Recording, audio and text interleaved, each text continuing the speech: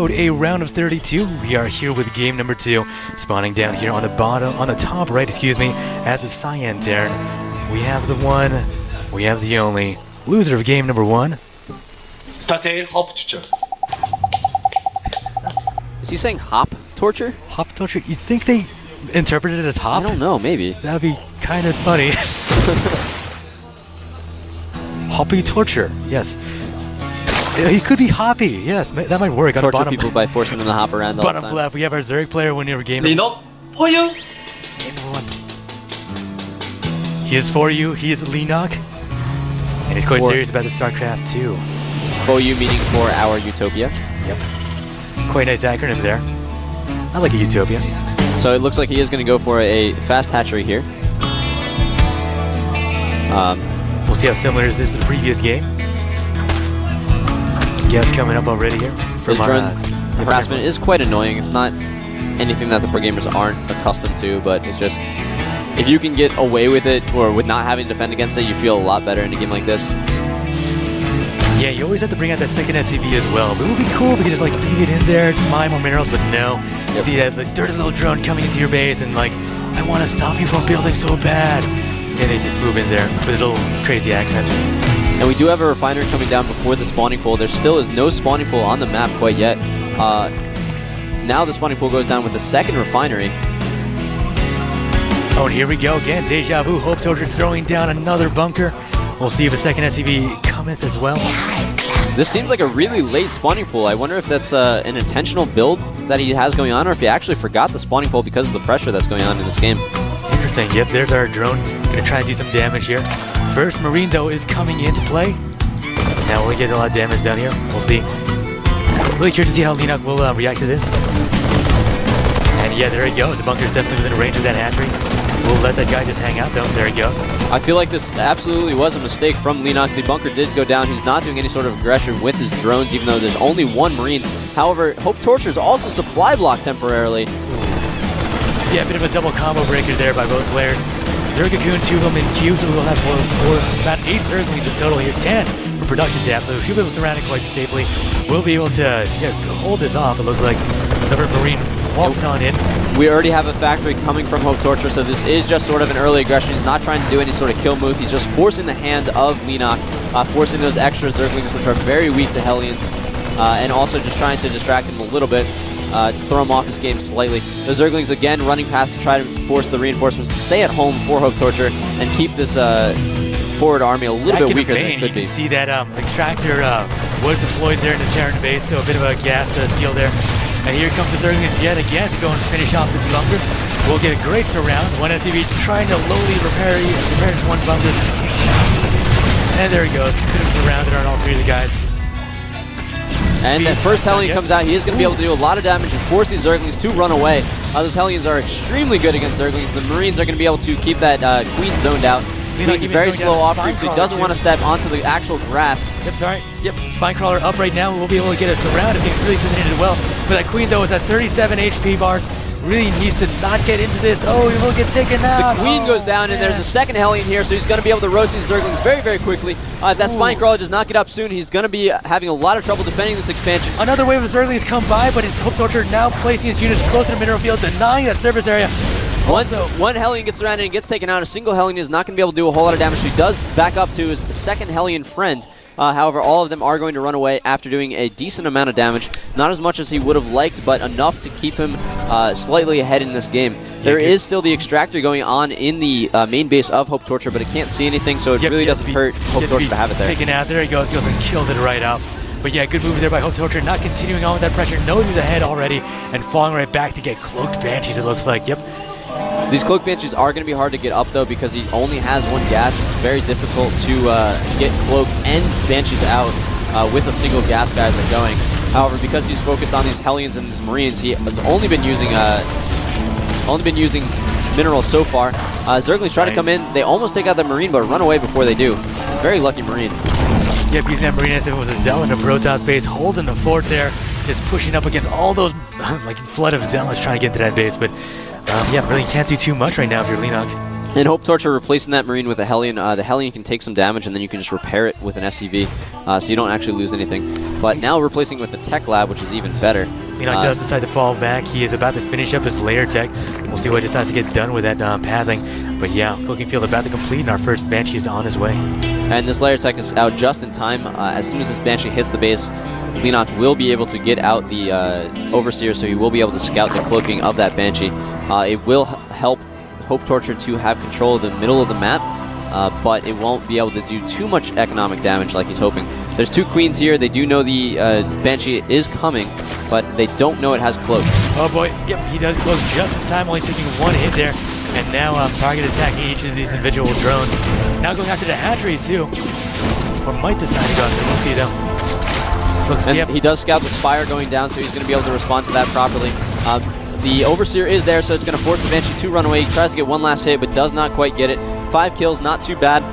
Not exactly the cost of the Banshee, so again, not the best situation for Hope Torture. He does manage to save it, and there's that second Banshee on the field as well. So maybe he will group those guys together and will attack at some point in the near future. We are seeing now Hope Torture getting his second base. 4 Hellions from the previous attack still hanging out down there. And these Banshees are going to try to do a pincer move. There are 2 Overseers on the map, so he can't pull 1 Overseer away and then use the other Cloaked Banshees to do some damage. However, he can just split those Queens a little bit and pick off a few drones here and there before having to run away. We have a lot of missile turrets going down. He did scout that Spire, so he knows when those Mutalisks are going to be coming. He is prepared. Single Queen against a single Banshee. The Banshee will win. However, there should be 2 other Queens on the way. Maybe? Oh, wow, so he ends up taking out the Queen, yeah. 2 more Queens are up, as you were saying earlier, and the Overseer is there. Should be able to take it out. It's so low HP right now. Perfect timing from Hope Torture. That did a lot more damage than it should have. 4 kills, 1 of those being a Queen. Great thing to do in this stage of the game. It's going to force a lot less energy from those Queens, so you're going to get a lot less creep spread from Leenock. Ton of factors from Hope Torture coming up right now, and double Tech Labs on all these guys. Yeah, pretty much Tech Labs on all these guys across the board. Really curious to see what he decides to do here. He does have the Armory coming up, so maybe, yeah, he did scout the Spire, so probably are going to see those Swords come out soon. And those first 5 Mutalisks that came out did a little sweep of the base just to make sure those Banshees are gone before grouping up with the last 3 Mutalisks that are going to be built. And they're going to chase these Hellions back to the Terran base and try to do some harassment. Hellions right now in a bit of trouble as those Mutas are going after them on the right side of the map. Really trying hard, but yeah, he should be able to run them quite easily. This is a really nice runaround from Hope Torture. He's just occupying those Mutas a little bit longer so he can get a bit more defense against the airplay from Leenock. Oh, but they do get blocked off by those Zerglings. Did not quite see that in time, so they did die without taking out any Zerglings. Yeah, very nice job there, and he's running around. He should be able to get a couple of SCVs here. Oh yeah, he doesn't have an observer, so this Banshee is cloaking it up here, getting lots of kills himself. Banshee is going to be able to take out the Zerglings quite easily, but the problem is there's still a lot of Mutalisks here doing a lot of damage. They are able to be able to hit this command center without anything fighting back. So if they are able to take this out, it's going to be great. But the 2 Thors do come out and are going to force the Mutalisks to run back just in time. Hope Torture looked like he was out of hope, but he was able to perfectly time those Thors and able to defend for what he needed. Yeah, just coming there a little bit late, but still enough time to go and save enough SCVs. Looking at the workers killed count right now, it's Leenock with 18 to Hope Torture's 9. And if you want to talk units killed while I'm here, 56 for Hope Torture and 30 for Leenock. So yeah, more units killed for Hope Torture, but more in terms of economy damage done by Leenock. Right now we are seeing all these roaches coming back up here. We do have only Goliath Reconstruction as an upgrade being researched right now for these roaches. No +1, anything right now. And this is really nice a play by Leenock. He is getting the Mutalisks out to force those Thors, and then he transitions into a lot of roaches. He only gets that first wave of Mutalisks and then ignores them. But the difference in this game is Hope Torture does have those Banshees out to see if they can actually do something. A lot of roaches coming in here. They are going to be able to take out the first Thor very, very quickly. Mutalisks coming in to try to take out the next one. The second Thor goes down. Third Thor goes down very, very quickly. That is not a good situation for Hope Torture to be in. He is surrounding these roaches. So, oh no, he's going to pull the SCVs back. Banshee getting free hits here, but this is a lot of roaches in Hope Torture's second base. Yeah, regardless of the Banshee being unable to get any kind of impeding it in any way and taking out these roaches, Leenock doing just so much damage right now, severely. Not target attacking all these SCVs. Man, if only roaches did a bit of splash damage, that'd be perfect, but...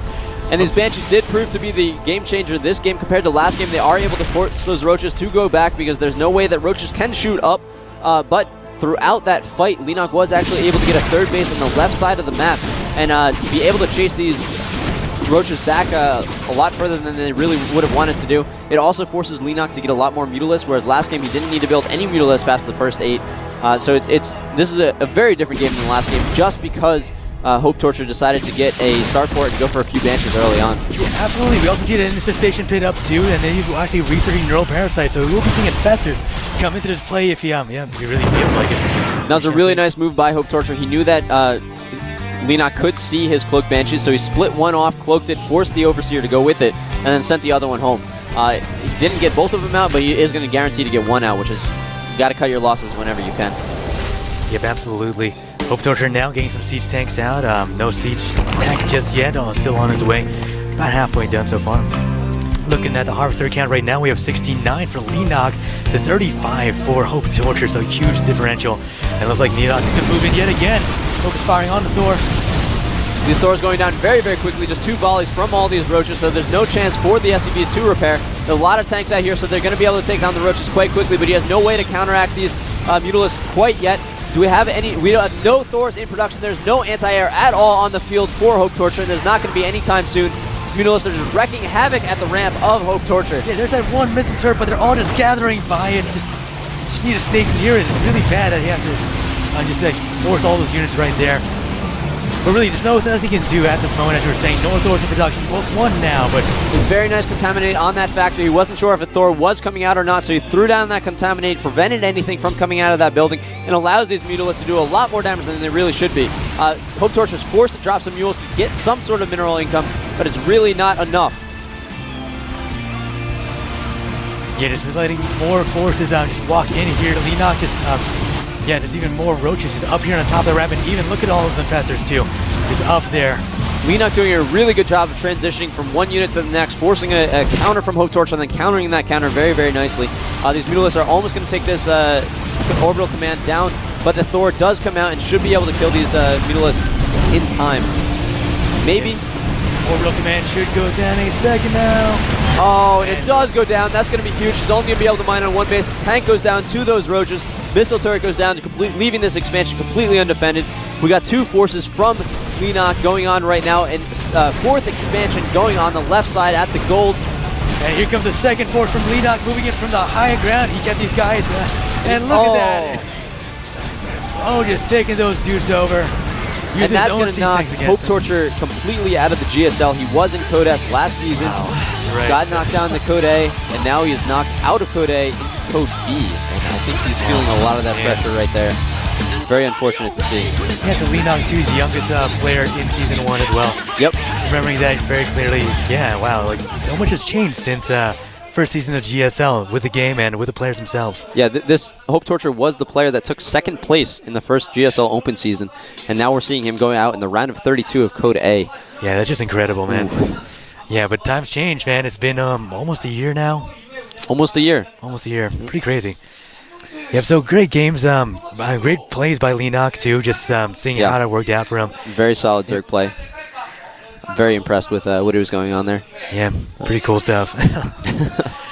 Oh, man. So our next matchup is going to be Slayer's Min versus I Am Yoda. Slayer's Min is one of Slayer's better Zerg players, very strong player. And I Am Yoda's a strong Terran player for I Am. I Am's only really known for MVP on their Terran side, but they do actually have a very solid lineup that has a lot of depth to it. Yoda did quite well in the team league last week. Sorry to keep referencing that, but there were some really good games. If you haven't checked them out, go check out the VODs at gomtv.net. Yeah. Yep. And yeah, it'll be a Zerg versus Terran matchup. First map will be on Metalopolis too. Nice to see that map come into play again. It's really cool seeing all those old kind of retro maps, I suppose, making their way into the GSL. I remember in the first season, it was all like nothing but those old maps on the ladder. Steps of War. Oh man. Oh, and the Reaper Rush every first game I believe was on Desert Oasis as well with Idra. that was so cool. Yeah, lots of nukes going down. It was actually a pretty exciting game, but it was an old time back then. Back in the old days. Back in the old days, man, definitely. Desert Oasis. I would love to see one day seeing all those old maps from the first season, or just like the original ladder come back into play. Kulas Ravine, remember that one too? Oh, God, yeah. That was a fun one to play as Zerg, wasn't it?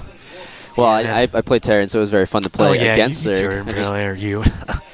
Reapers back then were very cheap. Oh man, well at least it wasn't like the beta when Reapers had all those crazy things. You played the alpha, right? So you knew about all those crazy zany things they used to do. No, I never actually played the alpha, but I was paying Oh. very close attention to it from the moment it was announced. I'm very excited for StarCraft 2. Yeah, Sequel to the best game ever. Yeah, the so. Reapers I believe had stim during those moments, so they were able to just run in, stim, and just do a ton of damage. And they also dropped mines at that time, I think. Yeah, they had the purpose of the old bikes from Brood War. Vultures? Vultures, yes. Vultures yes. were I never amazing. played Brood War, so I would love yeah. to see Hellions having mines. That would be... Hellions with mines. Oh, man. Yeah, that'd be so cool. Drones would be so scared. Drones, man. Drones need their own thing, too. Yeah. They have burrow. They just could- never use it. They could turn into structures that can do damage. Yeah. I guess that works. Yep. So we should be going to a 5-minute break in a little bit, but before we do, we'd like to say thank you for watching, and if you want to ask us any questions, you can hit us up on Twitter. My Twitter is Torch Gaming, and yours And mine is twitter.com/thegunrun. Check us out there. Please leave any feedback from me. Really love. And enjoy my also own check casting. out GSL at... we're going to